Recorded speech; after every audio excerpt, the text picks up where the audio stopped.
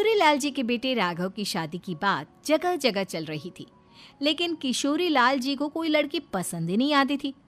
और उसकी एक ही वजह थी, किशोरीलाल जी का लालची होना। उनको लड़की वालों से मोटा दहेज चाहिए था और इसी चक्कर में एक दिन वो एक बहुत पैसे वाले के घर अपने बेटे का रिश्ता लेकर पहुंचे। उस आदमी का नाम था ओम प्रकाश।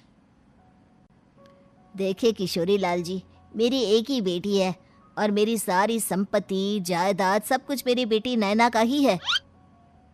पापा, नाम से लगता है बहुत खूबसूरत होगी। कितना अच्छा नाम है ना, नैना। ओ, वैसे बात तो सही है आपकी। अब इतना पैसा है, जमीन जायदाद है, इकलौती बेटी, आप भी क्या करेंगे? सब कुछ उसे ही देंगे ना। बिल्कुल ठीक पहचाना आपने। बस बेटी की शादी और सारी जायदाद उसके नाम। पापा, बिना देखे हाँ कर दीजिए ना। इतना अच्छा रिश्ता फिर कहाँ मिलेगा? माला माल हो जाएंगे हम। मैं अपनी बेटी को बुलाता हूँ। अरे नहीं नहीं नहीं नहीं, आपकी बेटी का नाम नैना है, सुनकर ही लगता है बहुत सुंदर होगी। रहने दीजिए अंकल, मैं तो आपकी बेटी के नाम से ही इतना खुश हो गया हूँ कि उसे बिना देखे शादी करने को तैयार हूँ। अब तो मैं उसका चेहरा सीधे शादी के बाद ही देखूंगा। और इस तरह राघव नैना का चेहरा नहीं देखता और उससे शादी कर लेता है। शादी के बाद अपनी सुहाग रात पर जब राघव नैना का घूंघट उठाकर देखता है तो नैना की आंखें बंद थी। कितने खूबसूरत हो तुम नैना, जरा अपनी आंखें खोलकर मेरी तरफ देखो तो सही। नहीं, मुझे शर्म आती है। अरे, मैंने तुम्हें शादी से पहले भी नहीं देखा, और अब अगर तुम आंखें खोलकर मुझे देखोगी भी नहीं तो मुझे अच्छा कैसे लगेगा? इससे पहले कि नैना अपनी आंखें खोलकर राघव की तरफ देखती, अचानक से लाइट चली गई और राघव नैना को पूरी तरह से देख भी नहीं पाया। अगली सुबह नैना राघव के लिए नाश्ता बनाकर लेकर आई। अरे ये क्या, आधा पराठा सेका हुआ है और आधा बिल्कुल कच्चा। ये तुमने क्या किया नैना?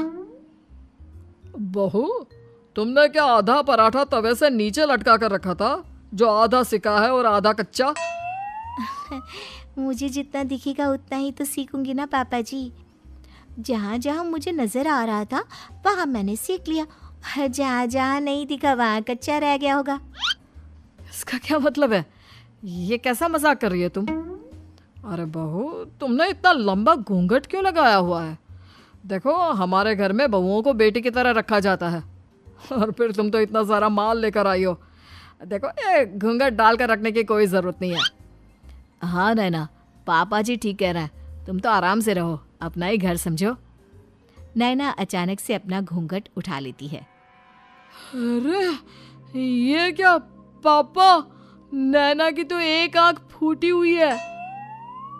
नाम से नैना, लेकिन ये तो कानी बहू निकली। मेरे साथ धोखा हुआ है, धोखा। बिना दिखाए अपनी कानी लड़की मेरे संग ब्याह दी। मुझे कानी बीवी नहीं चाहिए। मुझे अभी ओम प्रकाश जी से बात करनी पड़ेगी। आखिर उन्होंने मेरे साथ ऐसा किया क्यों? अरे, आप लोगों ने ही तो पापा से कहा था कि आप लोग शादी से पहले मुझे देखना नहीं चाहते। अब मेरे पापा पर क्यों इल्जाम लगा रहे हैं? अरे लेकिन उन्हें बताना तो चाहिए था ना कि तुम कानी हो, एक आंख से तुम्हें दिखाई नहीं देता। किशोरीलाल और राघव नाराज होकर ओम प्रकाश को अपने घर बुलाते हैं। पापा जी, ये आपने क्या किया? शादी से पहले बताया क्यों नहीं कि नैना की आंखों में परेशानी है?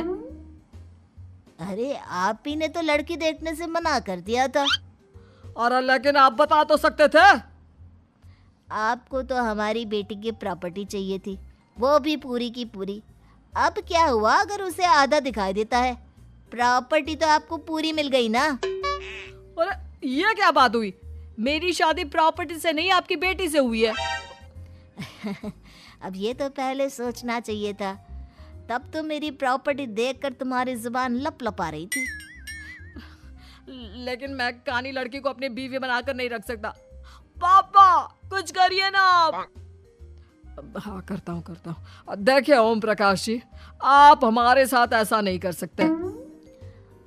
और तुम देखो, अगर तुमने मेरी बेटी से शादी तोड़ी ना तो जो भी प्रॉपर्टी मैंने तुम्हें दी है वो तो पूरी की पूरी वापस ले ही लूँगा और आधी प्रॉपर्टी तुम्हारी भी लूँगा। अरे मेरी आधी प्रॉपर्टी भला क्यों लेंगे आप?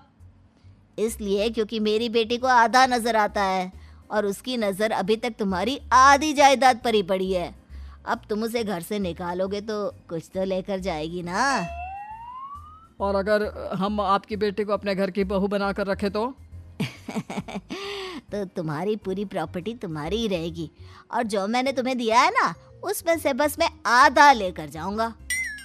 अरे लेकिन अब आप अपनी दी हुई प्रॉपर्टी में से आधी वापस क्यों लेकर जाएंगे? अगर मैं आपकी बेटी को अपनी पत्नी बनाकर रखने को तैयार हूं तो? इसलिए ताकि भविष्य में अगर तुम मेरी बेटी को धोखा दो तो उसके पास कुछ तो रहे जो पति का हो। वैसे मेरे पास तो बहुत कुछ है लेकिन अपने पति की कोई निशानी तो उसके पास होनी चाहिए ना। अब अगर तुमने मेरी बेटी को कहानी कहा तो तुम्हें प्रॉपर्टी भी कहानी ही मिलेगी, पूरी नहीं। जमाए राजा। किशोरी लाल और राघव समझ चुके थे कि वो बुरी तरह फंस चुके हैं और अब उनके पास वहां से निकलने का कोई चारा नहीं है। अब समझ में आया ना, लालच बुरी बला होती है। एक तो तुम्हें प्रॉपर्टी मिली, ऊपर से बीवी मिली, उसमें तुम्हें नखरे भी दिखाने हैं। आए बड़े, चुपचाप बैठो दोनों। कुछ दिनों के बाद नैना राघव की कार लेकर बाजार घूमने निकलती है और जब कार लेकर वापस आती है, ये क्या? एक तरफ से मेरी गाड़ी पूरी खराब हो चुकी है। लगता है तुमने मेरी गाड़ी को किसी दूसरी गाड़ी के साथ एक्सीडेंट किया है। अरे अरे कितना बड़ा नुकसान कर दिया तुमने बहू। वो क्या है ना पापा जी, मुझे एक आंख से दिखाई नहीं दे रहा था, सामने से गाड़ी आ रही थी। मुझे तो सिर्फ आधा ही दिखाई दिया और वो गाड़ी मेरी कार से रगड़ते हुए निकल गई। अब मैं क्या करूं बताओ? आप इसे ठीक कराने के पैसे कौन देगा? तुम्हारे पापा। तुमने मुझसे इस तरह से बात की? अभी रुको। नैना राघव की शिकायत ओम प्रकाश को कर देती है। देखो राघव, अब जो मेरी आधी प्रॉपर्टी तुम्हारे पास थी ना उसमें से आधी और मैं लेकर जाऊंगा क्योंकि तुमने मेरी बेटी को डांटा। अरे नहीं नहीं पापा जी, गलती हो गई, माफ कर दो। गलती की तो कोई गुंजाइश ही नहीं। अगली बार मेरी बेटी को डांटा तो बची हुई आधी में से आधी और ले जाऊंगा।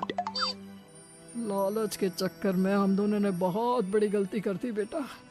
एक तो तुम्हें कानी बहू मिली और ऊपर से जो माल मिला वो भी काना।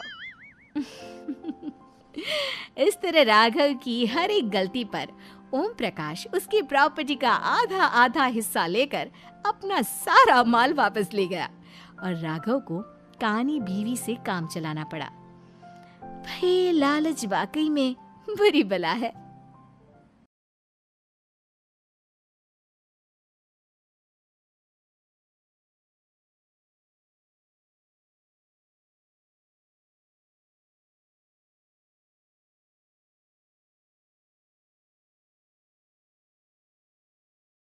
किशोरी लाल जी के बेटे